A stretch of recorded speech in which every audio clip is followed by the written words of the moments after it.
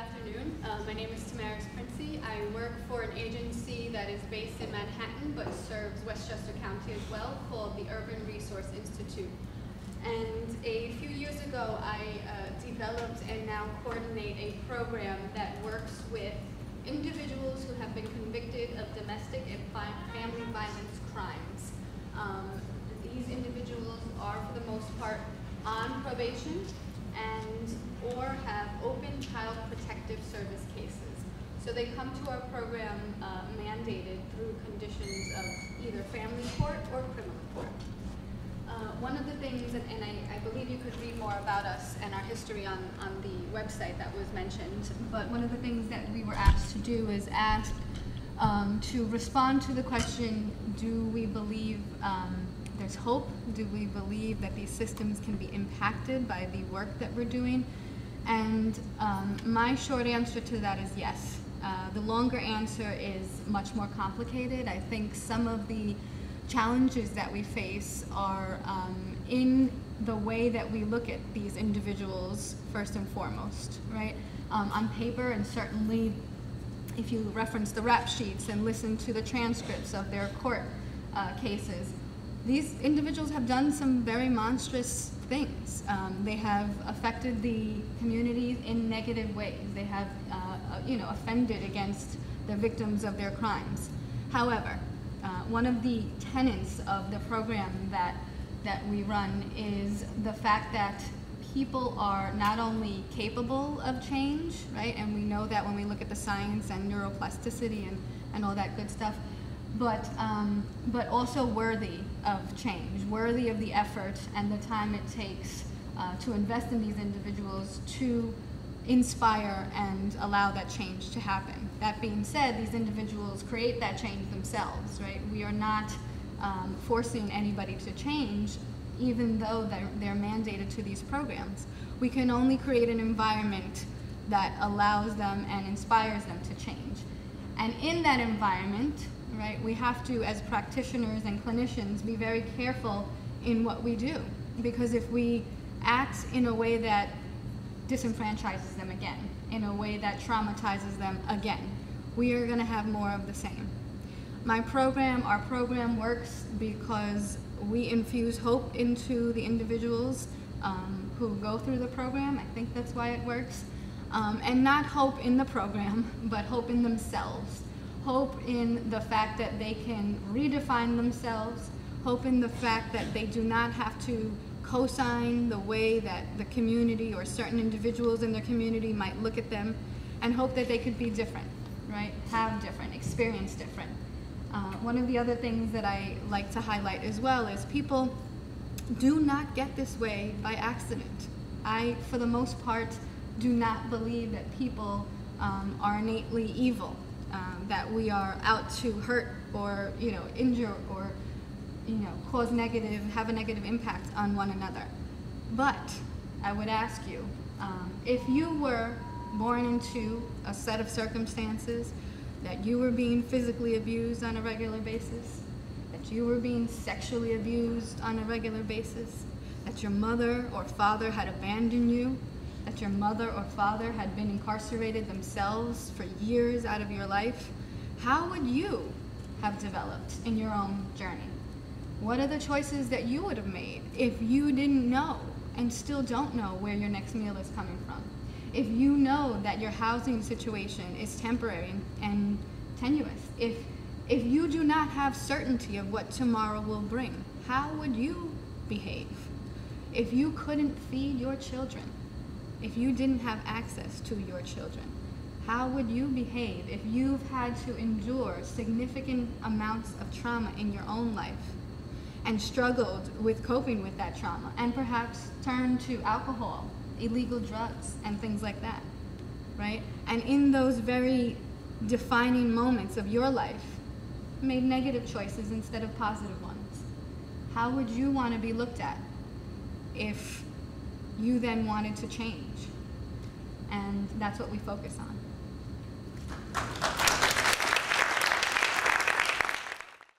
Good afternoon. Can everyone hear me? Yes.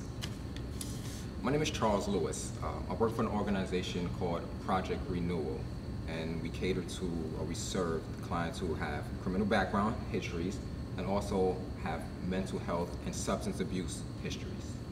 We provide shelters, we provide counseling services, therapy services, and substance abuse services. I am also the coordinator of the Coming Home program, which is out of Rye, New York. And excuse me, backtrack, Project Renewal is in New York City. It's based in Manhattan, 200 Barrett Street, and the website is projectrenewal.org. You can go on there and check it out to get more information. I also am the program coordinator for the Coming Home program based off in Rye, New York, through the Rye Presbyterian Church. And there we also cater to those who are formerly incarcerated, and we do it through the tools of shared meal, reflections, and workshops that focus on social development. What makes me an expert in this field, so to say, is the fact that I was formerly incarcerated. I served 6 years in prison, and I am currently on parole for 5 years. What has changed me, and what I believe is the most important part of reformation, is the compassion, the kindness, and love. While I was incarcerated, the Rye Presbyterian Church, two people in particular, Nancy and Bob Steed, a husband and wife, would come to the prisons and they would visit one Sunday a month, and we would have a group setting therapy talk session. And we would also converse through letters, and they stayed in contact with me the entire time I was incarcerated. And upon coming home, they introduced me to the Coming Home program based off in Rye, New York. I started out as a participant. Last year, I stepped up to a peer facilitator, and this year, they granted me the position of being a coordinator. It was their consistency, it was their love, it was their compassion, and it was their kindness that changed me. And that is what is needed if you want to make an impactful change in someone's life. I would say to just sit down, do what we're doing today, listen to them, talk to them, ask them questions. And I'm more than willing to go into more depth upon the panel. Thank you. Hi, good afternoon. My name is Dr. Kimberly Kalika. I'm an associate professor at Pace University in the Criminal Justice Department. I am a bi-campus professor, so I work here in our Pleasantville campus in Westchester, but also in our campus down in New York City. And my background is actually in corrections, so I came into academia already serving as a practitioner in corrections. And this presentation today was of particular interest to me because the first time I ever taught in a correctional facility was at Sing Sing. And so it was really Sing Sing that inspired me to sort of go forward with this profession, and it was something that I had really never thought about before, particularly when I was a college student. One of the things that we do know is that corrections is often the least preferred career of criminal justice students, and one of the things that I've been trying to do is to inspire our students to get more involved in our jail and our prison systems.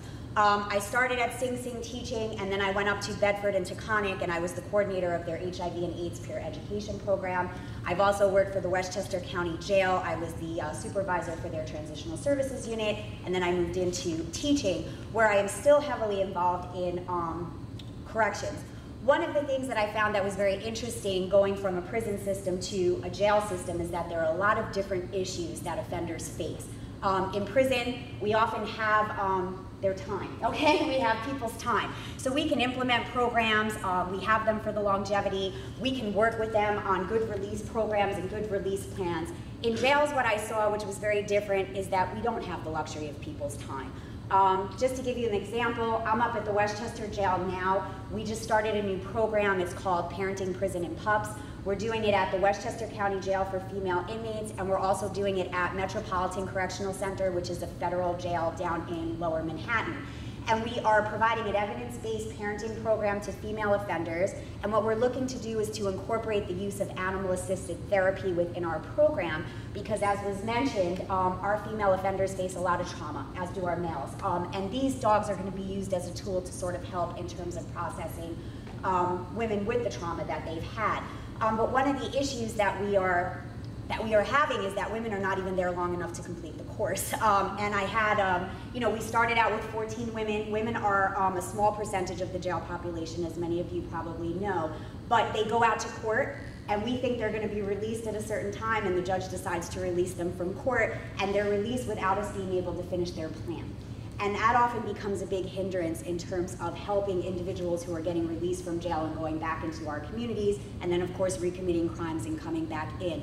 Just this past week, which was something that I was not anticipating, I went in to go teach my class at the Westchester Jail, and I bring students with me when I do this. I teach a corrections course on both campuses, and those students then come in and they volunteer with me to help provide sort of like teaching assistant services as we're working with the inmates. And we got news that one of our women was released from court earlier that morning. And I was like, oh wow, we lost somebody else.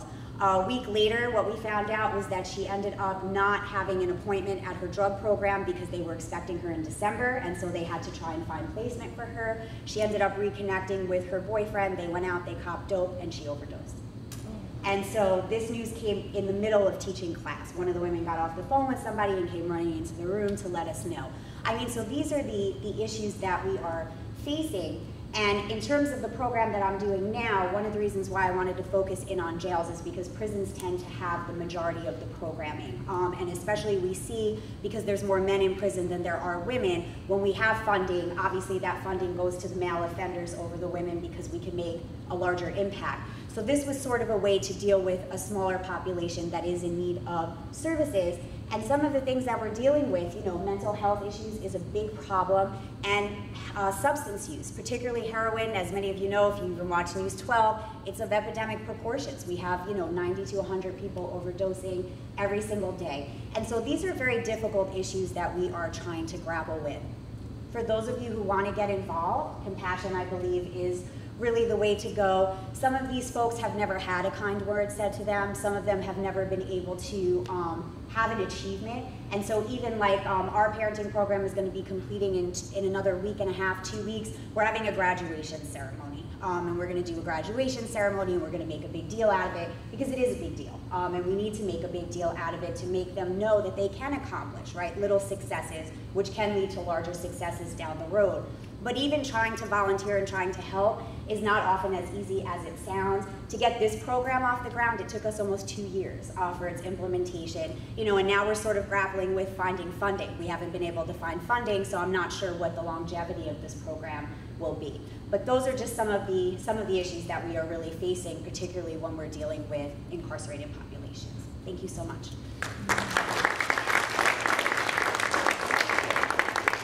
Thank you, and I think you've all raised some very provocative questions. I'm going to turn it to our audience, but I guess the one issue that comes across is whether people can change. I think Tamaris mentioned this, and Charles certainly testified to this, and that's just something to think about, because it's fundamental to the question of rehabilitation and reentry. But what questions do you have? Anyone from the audience? Yes?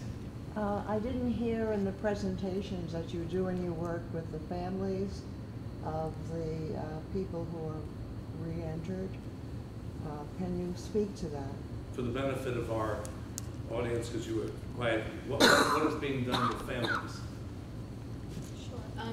I know with our program at least, and certainly funding is always an issue. Our program has no state or federal funding at this point because we are trying to communicate with our stakeholders and funding sources that the individuals we're serving are frankly worth serving, and we're still trying to convince them of that. But if, in a perfect world, if we had all funding available to us, we would want to make the program holistic in its approach and obviously work with family members. Right now we do it as we can, as we have capacity for staff and time and effort. We do as much as we can, but it would be amazing to have individual therapists, therapists for the children involved, and then on kind of like the graduation or the later end of the spectrum, once somebody goes through the course, and the course, again, just as a refresher, is a domestic violence course, some opportunities to kind of come together perhaps with the victim, write an apology, right? And that's always, restorative justice is always done best with victim-centered types of communication, right? So anything that the victim is comfortable with, whether it be receiving a letter of an apology from his or her offender, to having, family sessions, right? Because a lot of these individuals are going to go on and co-parent together. Even if they don't remain in a relationship, they have shared children, meaning they have shared interests. And how do you begin to heal when only half of the story is healing and half of the other story remains traumatized? And so children, victims, and individuals who have offended need, therapy, support, assistance, services, alike to really be effective, I think. Charles, do you want to? Yes, so Project Renewal, the PTSP part, component of Project Renewal, they work with men and women who are coming out of prison, they find them housing almost immediately. And with them finding housing, the participant only has to pay 30% of their income for rent. One of the issues that Project Renewal was having was the apartments were shared apartments. And a lot of times the clients get on their feet, but when they did, they would get married, but then they would have to leave. And they only had jobs that paid only minimum wage, so they were having issues with paying rent. They came up with a solution after tons of funding came into place. Project Renewal was starting to build buildings so that the men and the women who are in this apartments or the shared apartments, upon getting married and starting to build a family, there are going to be apartments available for them to move into with their families, and they would still be able to continue to pay 30% of their rent, 30% of their income towards their rent. The buildings, don't quote me, but if I'm not mistaken, will be completed between the years 2018 and 2020. So that's what they're doing. That's what Project Renewal is doing. The Coming Home program, we don't really focus on family issues. It's more so just participants. But Project Renewal, that's what they're doing. Our program is really just me and a couple students, so and we're just starting out, but and the Good Dog Foundation, who's helping us with the animal assisted therapy. But we do have a good connection with Women's Prison Association, which is a larger agency that provides supportive services for the formerly incarcerated. What we've been doing so far is really just inviting the families to the graduation. If they want to come, the families can come to the graduation and they can participate in the graduation. I've had better success so far at the federal facility than I have had at the jail facility, just simply because the women in the jail have so much more extensive criminal histories at the county level than they do at the federal level.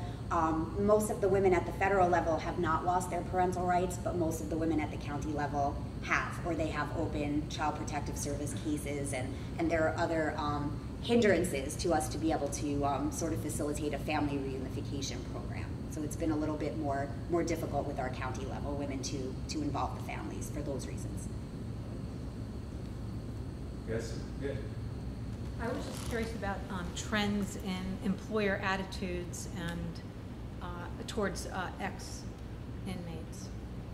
Like, if there's anything going, like everybody could get information about everybody now because of the internet, and I'm just kind of wondering how that kind of plays into employer attitudes and also programs, or what are the challenges there? I think that issue is twofold. I think that after you have certain convictions on your records, if you have developed a profession or career prior to being incarcerated, you will more than likely be restricted from using the license you have earned in your life. And so that's a huge issue, and that is a legal issue. And then the second issue is an attitude issue where individual employers really have to be educated about their rights as an employer, but also about the population, that they don't necessarily pose a risk to their consumers, that they are not a public safety risk. So a lot of times it ends up being individual, whether it be we have to go to each individual target in the area to have the same conversations with each manager, or the small mom and pop shops. It's so individual, and it's so difficult to canvas, you know, an area like that and convince employers in that way. Charles, one of the... So within the past year, a law has been passed, and not many people know this law. I'm not sure if it's a state law or city law for New York. I believe it's on a state level. Employers are no longer allowed to ask about a person's criminal history background until the job has been offered to them. Then they're able to look into if they have a criminal history background, and if so, what it was. And that's fair. If you robbed a bank and you're going to apply to be a bank teller, don't expect that they're going to give you the job. However, if you did something else where that doesn't pertain to the job that you're going for, they are legally not supposed to be able to turn you down from the job because of your background. Now, with that being said, I'm finding that many companies they don't honor it, either because they don't know or they just don't care. And a lot of my clients are coming to me stating that they're not getting jobs because of their criminal history background, and that they're still asking for it on the applications, which is now supposed to be illegal. So the best thing to do right now, I would say, is to educate folks and have people look into this law so that they know what is supposed to happen and what's not supposed to happen. There are also organizations out there that actually look for people and hire people who have criminal history backgrounds. Men's Warehouse, one of the organizations, AT&T, McDonald's. And there are nonprofit organizations like CEO who have direct access to these companies, and they know that they're hiring people who have criminal history backgrounds. So once again, it's about educating yourselves, finding out, digging through, and trying to find this information, and finding out the nonprofit organizations who are servicing and offering these programs. Yes, sir. I was wondering, in your case where you said that a unique problem to the county system programs is the possibility of an early release or a transfer, and I was wondering if there's any talk or possibility of partnering with an organization on the outside or within other facilities in the system where they can pick up a program where they left off, so that, you know, the first part of the program is not simply wasted.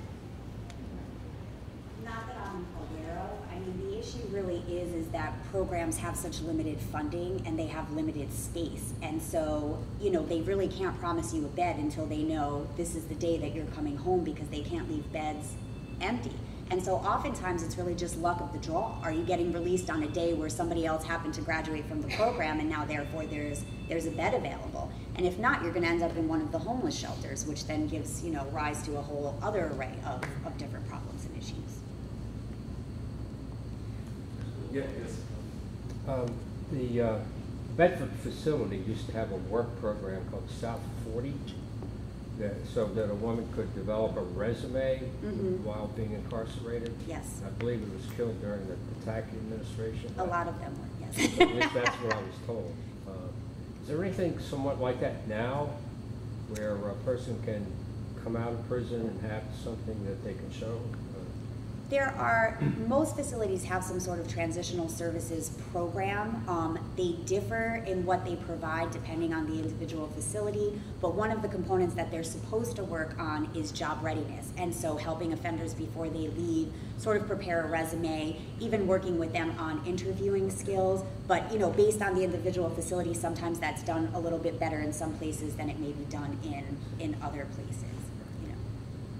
Just to comment also, I think for the folks that we work with, it might go beyond the resume and the cover letter. I think workshops like checking if your rap sheet is accurate, obtaining a certificate of relief or a certificate of good conduct, and then more importantly, writing your narrative, right? That is, when you finally do disclose that you have a criminal justice background, how do you talk about it in the way that you're talking about it as a lesson, what you learned from it, and not necessarily, you know, putting negative comments or making negative comments towards yourself.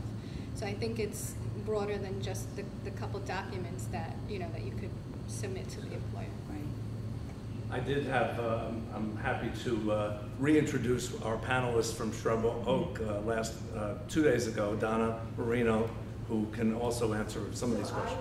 I am the outreach coordinator for Bedford Hills Correctional Facility, and I also work with Taconic, which is both here in our neighborhood. As you know, if you go down Harris Road, you have Bedford Hills, which is maximum security prison, and Taconic, and we work with the women, and this gentleman is correct. We do help the women with their resumes. In fact, some of the women with their children go to Long Island City. Out in Long Island City, we run an entire program called the Our Working Women program, where the women go through training, and after they go through training, we help them place them for internships. After we place them with internships, they get jobs. Con Edison is another organization that often provides training and jobs for our women. We also, and Taconic, there was a reentry unit. It is being revitalized. We're actually going to be looking for volunteers. We're specifically going to be working with the women who are 90 to 120 days out, and they're going to be planning and writing their resumes. I actually worked in it and did some resume training and some outreach, and talking about how you would talk about the box and how you would dress and how you would do that as well. So we're working real hard at it at Taconic, and we also, and at Bedford Hills, and also to the issue about working with the families. I think the professor is correct. Working in a jail situation where there's generally a 1-year time frame, which is why they're in a jail, compared to being in a prison where your sentence is longer than that. We run a program called shared parenting, where we work with the mother, the child, and the guardian, so that we can try to rebuild that relationship. We also work with the families where we transport the children to come visit the mothers. We have a monthly program called our teen and preteen program. We have a summer program where folks and the mothers and the families are able to visit. So having that interaction prior to being released and trying to work through the issues, oftentimes because of the trauma, the relationships with the families sometimes are strained. And so having the time and having the energy and working through that, and we have 2 social workers on staff that will work and help the families find the help in the community, so the mothers are able to communicate with the children's schools, again, to help break that generational recidivism rate. Thank you. I have a perspective because I've had the pleasure of listening to 5 other conversations as well as this panel, and I'm struck by the fact that it's when a crime is committed, we have in our anger we say you've committed a crime, go over here, and we are punishing. And if you've been to the other sessions, we have someone who is Roger Panetta talked very eloquently about what the consequences of that are. And even though it's called corrections, we had people who were formerly superintendents of New York State systems and others who said it ain't quite happening the way that the words imply. It's more about control, moving people over, dealing with that challenge. And then we have this notion of corrections, which you guys have said it, almost every panelist said, doesn't quite work out that way. So then it seems as if, even though there are good programs that are doing their best, it's hard to get traction in this control system. When people come out, the entire responsibility for reentry and reestablishing a footing for these community members falls on us. It falls on the not-for-profit sector. And it's just like, and where's the money for that? It's just, I keep asking every panelist, how's your funding doing? As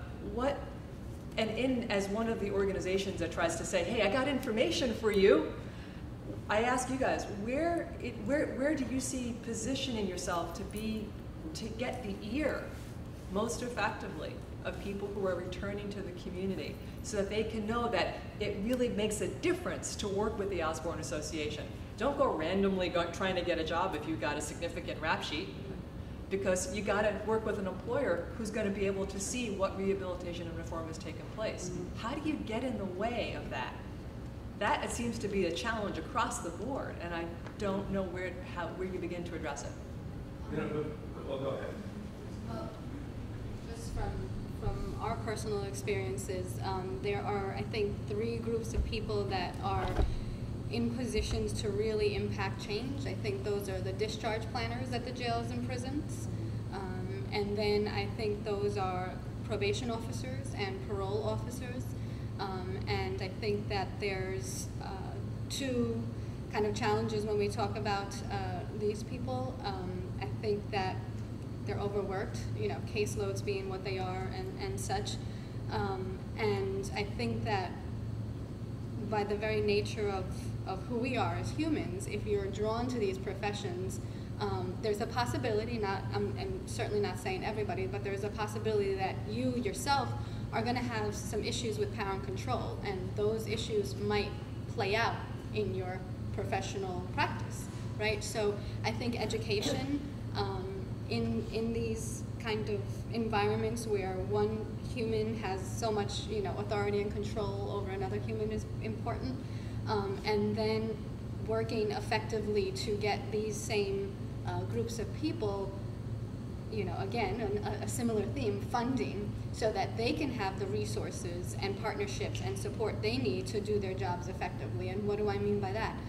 For example, in Westchester County, our probation department, the victims advocacy section of probation, their funding was slashed in half. So now we have 1.5 people taking care of 300 victims a month. How are we ever going to be able to do that effectively on the victim side? And that doesn't even speak to the individuals who have committed the crimes, who themselves have been victimized in their own life. So I think training and funding, from my perspective, are 2 huge areas that we could really impact. And again, those areas, discharge planning, probation, and parole, could really change the entire system. Laura. About the Rye Presbyterian Church. I'm sorry? About the Rye Presbyterian Church.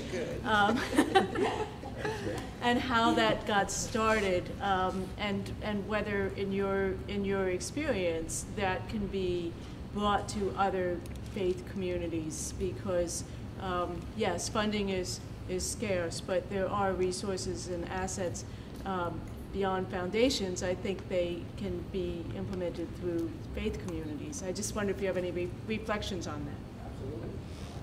And thank you for that question. How it got started, I know it got started like 25 years ago. I don't know how it got started.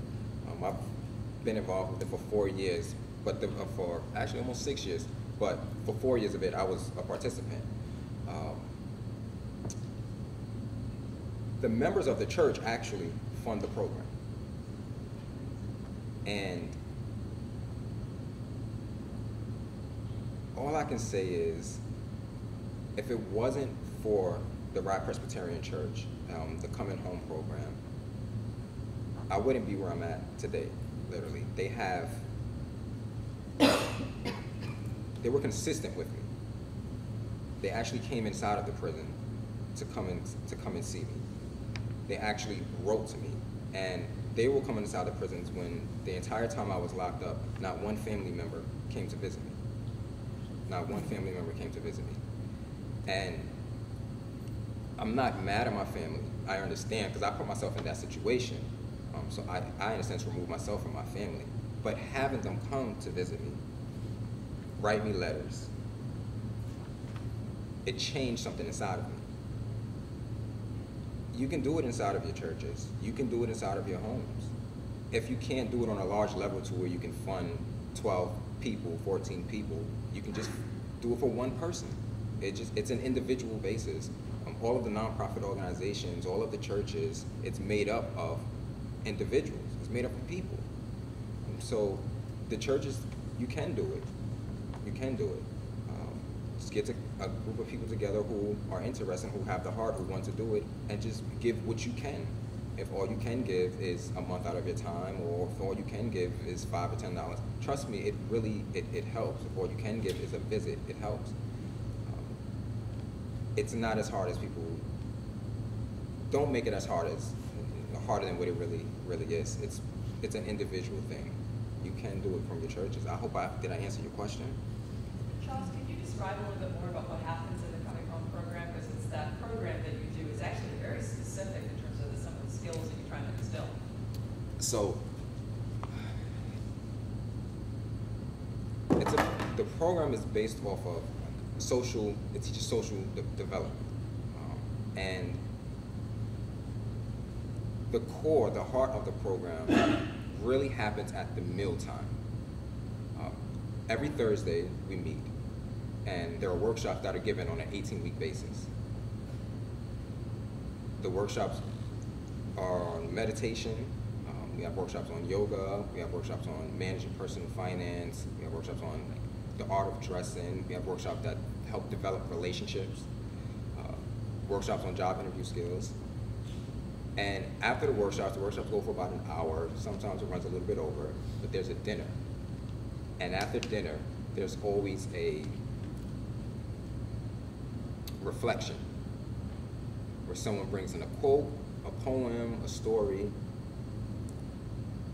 The reflection is delivered, and then the congregation, everyone, speaks about the reflection and what was said. The reason the Coming Home program was developed, I should have stated this first, the reason the Coming Home program was developed was to build a bridge between communities and those who are in prison. Those who are coming out of prison are, I don't like to use this word, but minorities and of color. The Rye Presbyterian community are white. And the transformation that has happened, there were many of the congregation who will come and will be scared because they did not know what to expect. They see things on the media and they hear, murders and rapes, and they hear all of this, and then now they know that they're going to be sitting and having dinner with those who have committed some of these crimes. And they have admitted that they were petrified and scared. But at the end of the 18 weeks, friendship and families have been developed. The pastor of the church, I meet up with him regularly, professionally, and just as friends. I go to his house. One of the things the Rye Presbyterian Church does is, for the Coming Home program, is provides mentors. And my mentor and I, we still keep in contact on a regular basis. And he was my mentor 2 years ago. It's about developing relationships. That is the core of the program, developing relationships and building bridges between those who are incarcerated and those who are in the outside world, and showing that we have a lot more in common than we have different. I would just, thank you. I was struck, when we met with Superintendent Mike Capra at Sing Sing Prison, and we told him about some of our ideas for the prison museum, he said, would you make room, would you make space available in the museum for re-entry programs?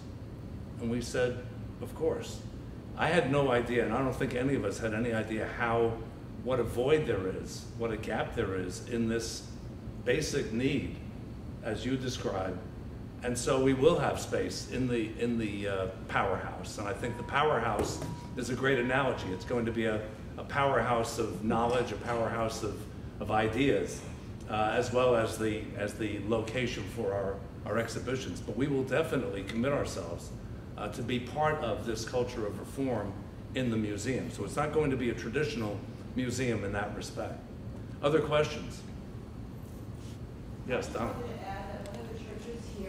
Locally, the Bedford Presbyterian Church does run a woman-to-woman program where women can call and they get trained and they can go in and visit the women at Bedford, and they're particularly assigned to folks who have no one to come visit them.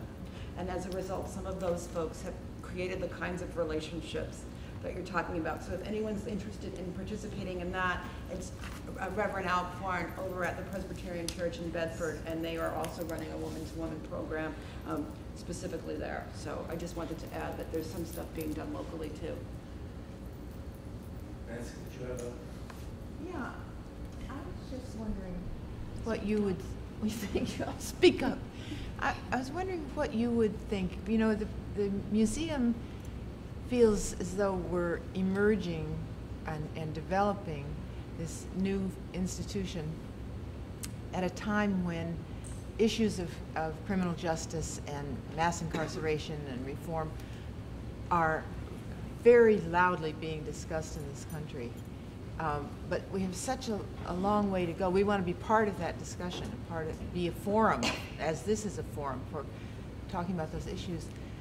But I just wonder if what you would say, it's such a huge problem. I'm reading Ta-Nehisi Coates' new book about criminal justice and reform, and I'm thinking we have such a long way to go, and the problems run so deep.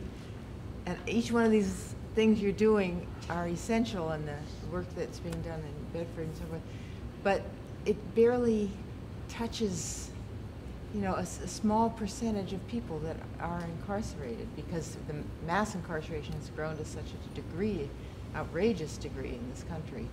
And where do we start as a society? And I was just wondering, because you're in it every day, whether you would have some views on that.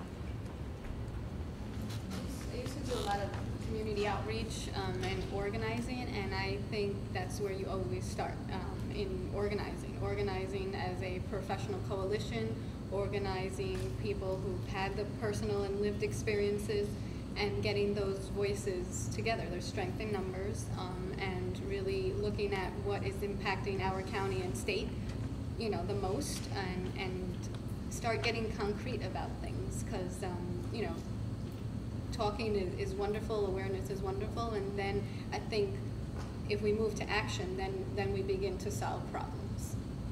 I mean, it is really just, it's starting out small. I mean, everybody's doing a little piece, and the hope is that it can grow, you know, to be a little bit larger. I mean, for those of you who are interested in volunteering with churches, you know, every correctional institution has a chaplain that's assigned there, and they probably bring in the most volunteers out of anyone. I mean, and so you could have your church contact the chaplain of that particular facility if you were interested in coming in and even doing some volunteering. But it's having forums like this, it's having museums that people can go into and really start to understand the impact of incarceration and some of the issues that people are facing when they're released.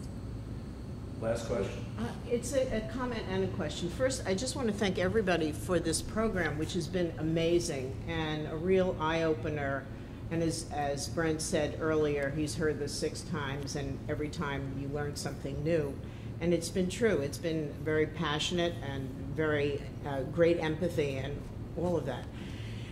They're almost like chapters. You know, we've talked about reentry, we've talked about rehabilitation, we've talked about the nature of incarceration, we've talked about the economics of it all. And so there are all of these chapters. What I would love to be able to provide in the universe for the lay person is the introduction. What is the architecture that says, for someone who has not been involved, for someone who is quite naive, that says, this is the clock and the lock story, right? This is what happens here, this is why it happens, these are the options. This is what happens here, here's the gap in between the jail and the prison. And so that you could provide information on every level for anybody who would want to get involved wherever they see an entry point. Mm-hmm. But if there was is there, you know, where you teach, is there a basic introduction to the lay world, which is what I think we're going to need at the prison on some level, to begin at the museum on some level, to begin to explain the context that all of this sits in. There's this enormous history and all of that, but where's the context for it all? Do you have any insight into that? Can the library help me?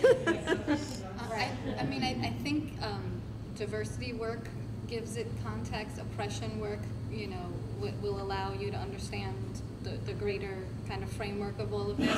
And then more specifically, if you understand our bail system and our sentencing system, you will have a much better perspective on the issues in the criminal justice system. The library does have a voice in this. But I also want to say I can point you towards, and I would encourage you to please go to that website. There was some, I boned up for this project. There are some good books that are called out there that were referred to by the panelists that do give you kind of that overview. I particularly was moved by one called Locked In by John Pfaff, because it follows on Michelle Alexander's The New Jim Crow and other narratives of mass incarceration, but it also points to the issues of reform and what needs to be done. But Karen Vokins of the Rehabilitation Through the Arts program made a point of saying, when asked, what do we do to undo this system? She said, open your heart. Of course, be informed, and I can read forever, but what's needed is to take action. And that action can be in the form of funding, it can be in the form of volunteering. I'm delighted to know that there's a need for this volunteer initiative in Taconic. Get me down for that one. But the opportunity is also to, as potentially, you work someplace. Ask your employer, what do we do if somebody has a felony on their record? How do we handle it? It's unevenly applied, the law in New York and other states. So in New Rochelle, there's no black box that you have to check on the thing. Up in Cortland, there is. So that's why it's so uneven. Ask, become informed, and then ask questions in your local community. Bryan Fischer, former superintendent of corrections in New York State, said, if you don't like the system, look in the mirror. Okay, we voted for it or we ignored it, and this is what happened. So the change starts here. Well, I would just like to say that it is about people, and one of the benefits of having been the moderator for 6 programs is I have had the privilege of meeting so many people who have served on our panels, who are all coming at this from different directions and are making a difference. And I want to ask you to help join me in thanking this panel I think there are some refreshments, and I do want to close by thanking the Westchester Community Foundation and also the Westchester Library System for great partnership. Thank you.